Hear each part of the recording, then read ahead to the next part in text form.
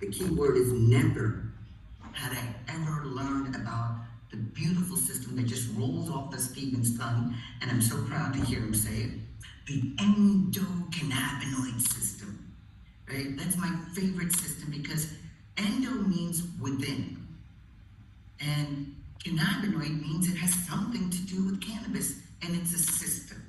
So when we think about the endocannabinoid system, a little bit of history, it's evolved from a sea squirt to what we have in humans today.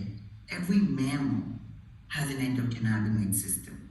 What we understand is the function of the endocannabinoid system is to keep us at balance.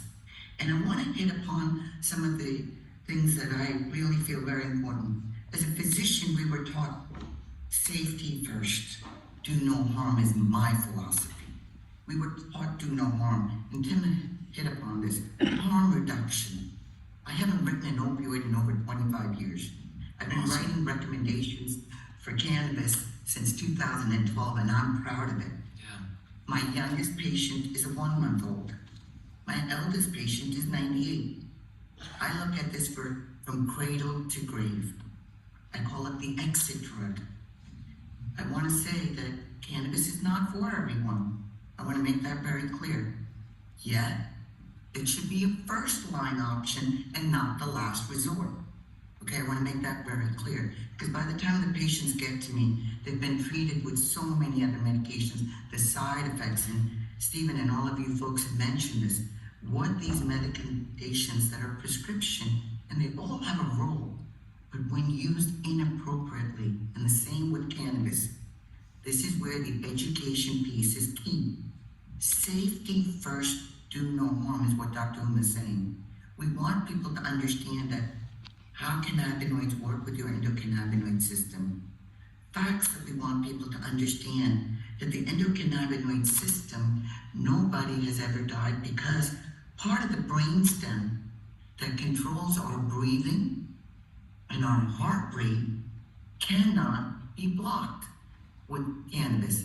That is why to this day we have nobody that has ever died from a cannabis overdose because of this system. Most healthcare providers and the public still don't know that this system exists. And I've always had a gripe with this. We introduced this program called medical cannabis, medical marijuana. But we never got the medical community educated. So it's created such a wedge in communication, and not just within doctors. This is a global issue now. It's a global issue because I think that this can be a solution for many things. And we're focusing today on health. And I want to talk about prevention, maintenance, and treatment. How we can use this for preventative ways, how we can use it for maintenance and for treatment.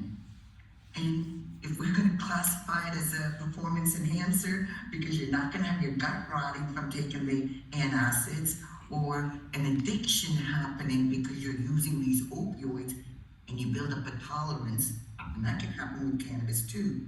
But what we're looking at is it's a safer option if educated and used appropriately and tested, and we have standards in the products. So it's a multifactorial product, and this is why we're doing this, because we want more people to ask questions. We want the curiosity. We don't want the misinformation. We want the accurate information.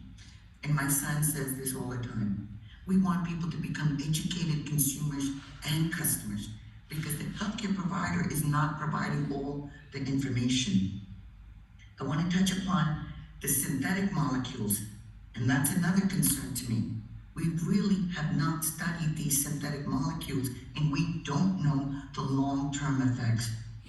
Cannabis, in its whole form, has been around for thousands of years. I'm originally from India. In Ayurvedic medicine, cannabis is considered as a sacred plant.